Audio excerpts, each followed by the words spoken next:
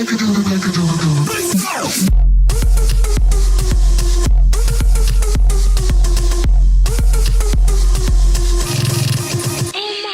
up, guys? Spent $23 here. Welcome back. Today we're going to look at the top 5 cool stuff to add to Clash Royale. Now, number 5, I'm not sure I agree with, but so many people ask for this. Number 5 is global chat. There's one good reason why we wouldn't have this, and the same is for a tournament chat. People are also asking for tournament chat. Now, we have that in Clash of Clans. We have the global chat, and it gets pretty messy. And the reason that they don't have a war chat is the same reason I don't think we'd have a tournament chat in Clash Royale, is because the trash talk would be real. Can you imagine when you're actually battling against these people in a tournament? The amount of trash talk that would go on in a tournament chat would be insane. So I think Supercell will never ever do this. As much as people want it, we don't really need a tournament chat. Maybe a global chat would work though. However, there is one thing we do need changing for tournaments. Tournaments need changing. Number 4, tournament kick. We need to be able to kick people from tournaments, or even ban them from the tournaments that we create. So if you're a person who creates tournaments, there are certain people you might not want in there. Not just because you don't like them or they're in a clan that you don't like, but mainly because there might be people win trading, or you might have a special reason. You gave special instructions for your tournament and you didn't want certain players in there. So I think you definitely need to be able to do that. The way you would be able to do that, you would just click on the person's name. It has to be before the tournament has started. I don't think it's fair to kick people out afterwards. There'd be a little tick box on their name, ban player, and then possibly an option for permanent ban for any tournament that you make, or just ban from that one individual tournament. I know I've had cause to need to do this, so I think that is definitely number 4.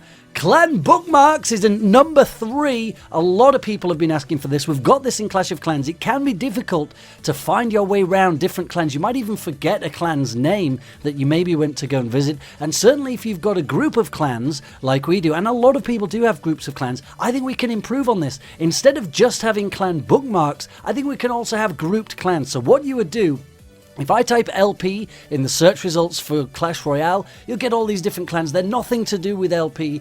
And even if I type LP2, there are 3 of our clans. Look, LP2, Apollo, Chimera, and Eros. They're all our clans, but they're in no way linked. There's no way to know that they are actually Lost Phoenix. And partly, this is why we have to type LP2 and LP3 in front of them, whereas we wouldn't have to do that if you could link these clans directly to the main clan. Look at that, we've got a fake one. LP3 Erez, nothing to do with us. Let's see if in their description they're pretending to be Lost Phoenix. Official Lost Phoenix clan. No, you're not. You're lying. That's absolutely false. So this isn't the reason why I'd like to have these group tags, but I think it would be pretty useful so that you could click a little box on anybody's clan, and if they're associated with any other clan, just click related clans, and all of the clans in that group are linked. You can move around between those clans very easily, or if you couldn't get into one, you can maybe get into one of the others. I think that would be pretty epic. I've wanted it in Clash of Clans for a long time. I definitely think it'd be good in Clash Royale. So here's hoping Supercell are listening. Please give us related clans. Let us group them together. But now it starts to get a little bit more exciting. Number 2, power cards. This is a suggestion I actually got from Twitter. I didn't come up with this myself, but I think it's a brilliant idea. So in the card shop at the moment, we get various offers which will appear in a certain amount of time and they end in a certain amount of time.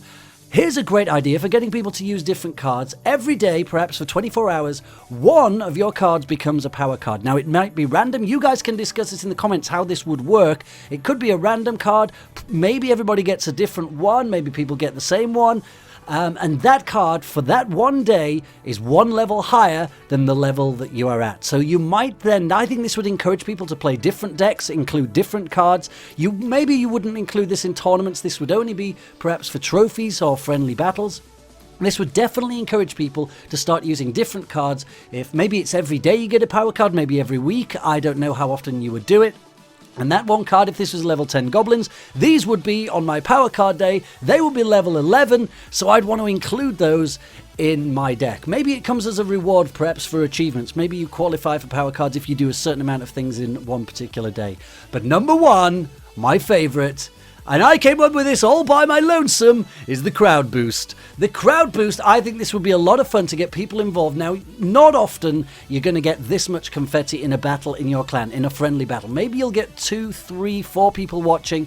This was a tournament, so there was a lot of people watching this. But I think what you could do in friendly battles only is tick a little box for crowd boost, which means every time somebody drops some confetti from one side or another, it gives them a tiny little bit of elixir. So the way that would work is, because there's only 50 people in your clan, you would tick a little box when you request for a friendly battle. Either you have this switched on or you have it switched off.